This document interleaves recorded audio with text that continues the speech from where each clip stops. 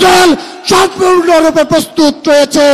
যেদিন জনাব তারেক রহমান নির্দেশ দিবেন, সেদিন টেকনাফ থেকে তেতুলিয়া, রূপসা থেকে পাতুরিয়া ছাত্র দলের লক্ষ লক্ষ নেতাকর্মী রাজপথে বীর শহীদের ভূমিকা পালন করবে ইনশাআল্লাহ।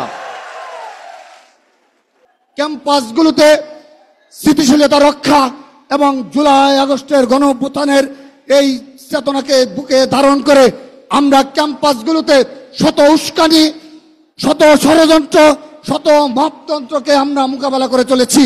আমরা মিডিয়ার অব্যাহত প্রপাগান্ডা এবং একটি নির্দিষ্ট গুপ্ত গোষ্ঠীর অব্যাহত প্রপাগান্ডাকে মোকাবেলা করেই আমরা পথ চলছি।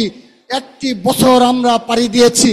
এই একটি বছরে ঢাকা বিশ্ববিদ্যালয় সহ বাংলাদেশের কোনো শিক্ষা প্রতিষ্ঠানে ছাত্রদল দ্বারা কোনো অনাকাঙ্ক্ষিত ঘটনা হয়নি।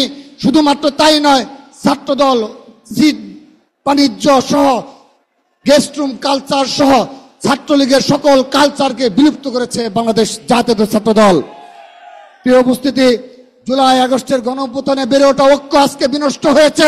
তার জন্য কারা দায়ী রয়েছে, আমি ছাত্র সমাজের প্রতি সেই দিকটি খেয়াল রাখার অনুরোধ জানাচ্ছি। প্রিয় উপস্থিতি, বাংলাদেশকে নিয়ে এখনো ষড়যন্ত্র শেষ হয়নি। আমার ছাত্র দলের প্রাণপ্রিয় ভাইরা, বাংলাদেশকে নিয়ে আজও ষড়যন্ত্র শেষ হয়নি। এখন একটি নির্দিষ্ট গোষ্ঠী বাংলাদেশের স্বাধীনতা, সার্বভৌমত্ব এবং বাংলাদেশের স্থিতিশীলতা নিয়ে ষড়যন্ত্র করে যাচ্ছে। আজকের এই সমাবেশ থেকে আমি তাদেরকে হুঁশিয়ারি উচ্চারণ করে দিচ্ছি, যদি সাহস থাকে ছাত্র দলকে ফেস করার অনুরোধ জানাচ্ছি। সেই ষড়যন্ত্রকারীদের যদি বুকে সাহস থেকে তাকে ষড়যন্ত্র সামনে এসে করার জন্য আহ্বান জানাচ্ছি।